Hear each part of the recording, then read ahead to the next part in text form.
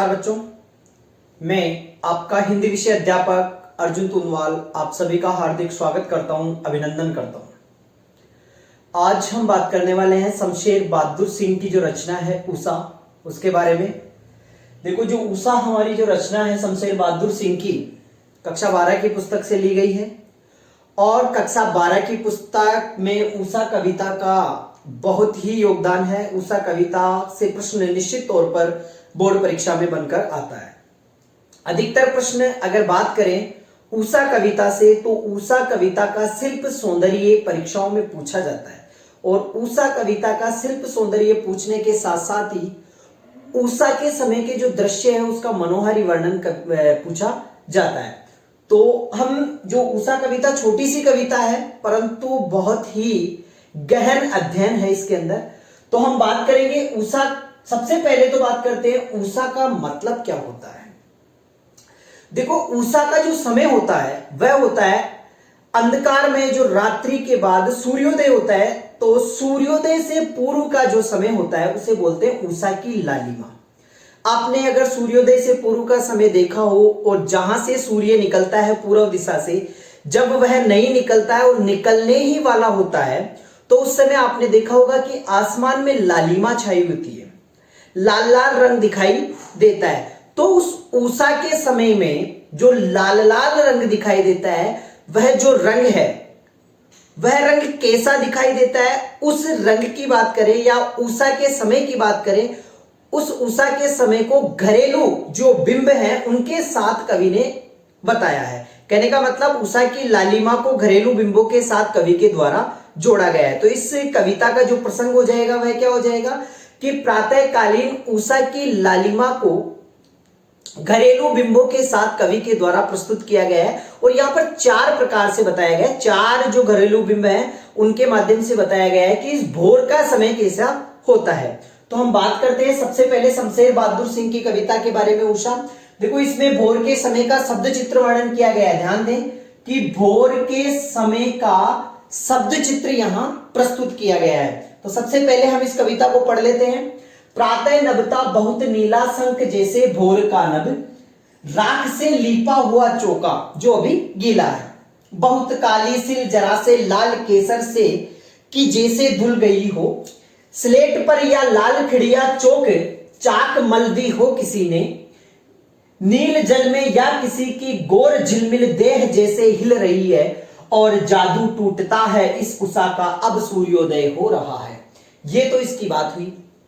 अब इसमें जो शब्द चित्र है, क्या कवि कहना चाहता है उसके बारे में वर्णन करते हैं। तो मैंने बताया सुबह की जो लालिमा है, कहने का मतलब क्या है, उषा के समय का यहां पर वर्णन किया गया है। उषा के समय उषा का जो समय है वह मैंने आपको बता दिया है कि प्रातःकालीन सूर्योदय से पूर्व जो आसमान में लालिमा छाई हुई रहती है उसका वर्णन यहाँ पे किया गया है। उस वर्णन को घरेलू बिंबों के साथ जोड़ा गया है। तो कवि यहां पर कह रहा है कि देखो उषा की लालिमा कैसी नजर आती है। सबसे पहली चीज घरेलू बिंबों के साथ जोड़ा जा रहा है। प्रातः नभता बहुत नीला, सुबह सुबह का जो आसमान है, नभ का मतलब क्या होता है, आकाश। सुबह का जो आसमान था बहुत नीला शंख जैसे, सुबह सुबह का जो आसमान है नीले शंख के समान दिखाई देता है, क्योंकि आसमान को आपने देखा होगा कि बिल्कुल स्वच्छ आसमान है तो वो पूरी तरह नीला दिखाई देगा। ठीक है, तो सुबह सुबह का आसमान बिल्कुल नीला दिखाई दे रहा है। राख से लीपा हुआ चौक, और वह आसमान लालिमा के कारण, सुबह सुबह की लालिमा के कारण कैसा लग रहा है, राख से लीपा हुआ चौका जो अभी गीला है। अब देखना वह आसमान कैसा है, जो नीला आसमान था वह लालिमा के कारण कैसा नजर आ रहा है। आपने राख से लीपा हुआ घर देखा होगा, कच्चा घर होता है, मिट्टी का बना हुआ घर होता है, तो गोबर होता है, गोबर के अंदर या लाल जो भी गोबर होता है गीला, उसके अंदर लाल रंग डाला जाता है और उसको पानी में मिलाकर लीपा लगाया जाता है। अगर चूल्हा होता है तो चूल्हे पर जो लीपा लगाते हैं, चूल्हे को जो पोतते हैं हाथ से ओढ़ते, तो जो गीला होता है सूखने के बाद उसका रंग बदल जाता है, परंतु जो गीला होता है वैसा आसमान अभी नजर आ रहा है। कहने का मतलब क्या है, जिस तरह से चौका लगाया जाता है, फर्श पर चौका लगाया जाता है, उसी तरह का रंग अभी लालिमा युक्त आसमान में नजर आ रहा है। पहली चीज समझ में आई। आगे देखो, बहुत काली सिल जरा से, सिल का मतलब क्या होता है, सिल का मतलब होता है चट्टान या पत्थर। ठीक है, लाल केसर, केसर आप जानते हो लाल रंग की होती है, जैसे धुल गई हो। अब देखो इसको सीधा सीधा अर्थ में समझते हैं। ये हमारी क्या है, ये चट्टान है। ये मान के चलो कि आप मिर्ची बांटने वाला भाटा है, बहुत काली, काले रंग की ये है चट्टान, और इस काले रंग की चट्टान पर लाल केसर, लाल केसर बिखेर दी, और लाल केसर बिखेरने के बाद उसको क्या कर दिया हमने, पानी से उसको धो दिया। तो लाल काली चट्टान पर, काली शिला पर, काले पत्थर पर जब लाल केसर को घोलकर उस पत्थर को धो दिया जाता है, तो जब वो रंग दिखाई देता है, वैसा क्या दिखाई दे रहा है, ऊषा की लालिमा नजर आ रही है। दो शब्द चित्र आपके सामने हो गए। या फिर आप ग्रामीण परिवेश की बात करें तो आप सीधा सीधा सा इसको भूल जाएं, और आपको बता देता हूं मैं, मिर्ची बांटने की जो पत्थर होता है वह बिल्कुल ऑरेंज ऑरेंज सा नजर आता है, वो धुलने के बाद भी वैसा हो जाता है। वही रंग किसका है, ऊषा की लालिमा का है। आगे तीसरी बात, स्लेट पर या लाल खड़िया चौक मल दी हो किसी ने।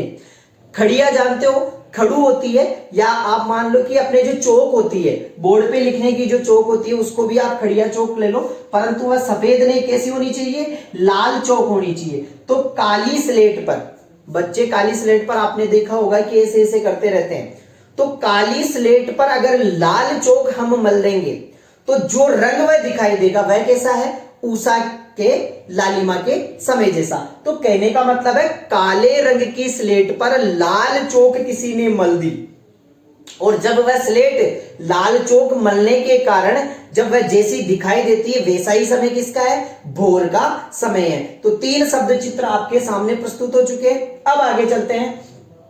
अब ऊषा की लालिमा कैसी लग रही है, नीले जल में या किसी की गोर झिलमिल देह हिल रही है।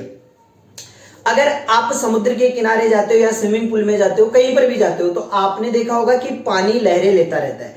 अगर पानी लहरें लेता है तो आसमान नीला है, उसके कारण क्या है, पानी भी नीला नजर आता है। अब उसमें कोई व्यक्ति नहा रहा है, कोई स्त्री नहा रही है, तो आपने देखा होगा उसकी देह झिलमिल सी, कहने का मतलब उस, अगर आप खड़े हो जाओगे ना तो बाहर वाले को ऐसा नजर आएगा कि उसका शरीर कैसे हो रहा है, हिल रहा है। तो नील जल में या किसी की गोर झिलमिल देह जैसे हिल रही है, या वह उषा का समय कैसा लग रहा है, जैसे नीले जल में किसी की गोर झिलमिल, नीले जल में कोई गोरे रंग की स्त्री क्या कर रही है, उसके गोरे रंग की स्त्री का जो शरीर है वह हिलता हुआ नजर आ रहा है। ऐसा प्रतीत क्यों हो रहा है, ऐसा प्रतीत इसलिए हो रहा है, नीले जल में, जल किसके, आसमान की वजह से जल कैसा नजर आ रहा है, नीला नजर आ रहा है, ठीक है। और लालिमा का समय है, तो लालिमा का प्रकाश किसमें जा रहा है, पानी में जा रहा है। तो वह लालिमा का प्रकाश जब पानी में जाता है तो वह हिलता हुआ नजर आता है, और वह हिलता हुआ नजर आता है तो ऐसा प्रतीत होता है कि जैसे उस पानी में गोरे रंग की कोई स्त्री स्नान कर रही है और उसका शरीर हिलता हुआ नजर आ रहा है। तो आपने देखा यहां तक 4 शब्द चित्र प्रस्तुत किए हैं शमशेर बहादुर सिंह ने ऊषा के समय का। तो ऊषा की जो लालिमा है उसका जो शब्द चित्र है वह घरेलू बिंबों के साथ कवि ने यहां पर प्रस्तुत किया है। पहली चीज क्या हो गई, प्रातः काल का जो सूर्य, प्रातः काल जो आकाश नीला था, बिल्कुल नीला शंख की तरह, भोर के समय में वह ऐसा लग रहा है जैसे अभी अभी राख से लिपा हुआ। दूसरी चीज, काली जो शिला है, काले जो पत्थर है, उस पर अगर केसर, लाल केसर की जैसे धुल गई हो, लाल केसर को बिखेर कर उसको पानी से धो दिया जाता है, वैसा रंग कैसा है, ऊषा की लालिमा का। या फिर काली स्लेट पर अगर खड़िया लाल चौक अगर किसी ने मल दी तो वो रंग जो दिखाई देता है वही कैसा है, ऊषा की लालिमा का। या फिर कैसा, या नीले रंग में कोई गोरे रंग की स्त्री स्नान करती हुई नजर आती है और वह उसका शरीर हिलता है, वैसे ही लालिमा का भी दृश्य नजर आ रहा है। ये 4 घरेलू बिंब यहां पर कवि ने प्रस्तुत किया है। आगे बात करते हैं। और जादू टूटता है इस उषा का, अब सूर्योदय हो रहा है। जादू टूटना, इसका मतलब यही है कि दृश्य बदल गया है, अब उषा का समय धीरे धीरे खत्म होता जा रहा है, सूर्योदय होता है, तो वह दृश्य हमारी आंखों से अदृश्य होता चला जाता है। कहने का मतलब वह लालिमा का समय थोड़ी देर का ही होता है, उसे भोर का समय कहते हैं, प्रभात का समय कहते हैं, और अगर ग्रामीण परिवेश की बात करें तो उसको बोला जाता है निर्णय कार्य। निर्णय कार्य अर्थात सुबह सुबह का जो मौसम होता है सुहावना, वह धीरे धीरे धीरे धीरे हमारी आंखों से अदृश्य होता जाता है और सूर्योदय हो रहा है। यह था हमारा उषा कविता का भाव सौंदर्य, शिल्प सौंदर्य। अगर आपको समझ में नहीं आया है तो एक बार फिर से वीडियो देखें। धन्यवाद।